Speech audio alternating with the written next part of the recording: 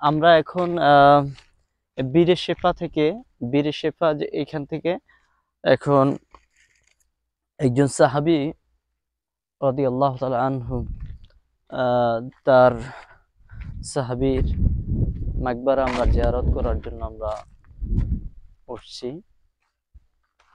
সুবহানাল্লাহ সুবহানাল্লাহ বিহামদিহি সুবহানাল্লাহিল আযীম।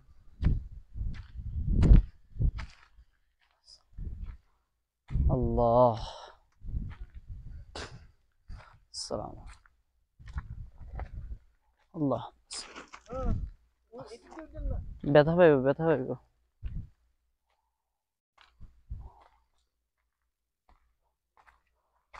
আসসালামু আলাইকুম আসসালামু আলাইকুম আসসালামু আলাইকুম আসসালামু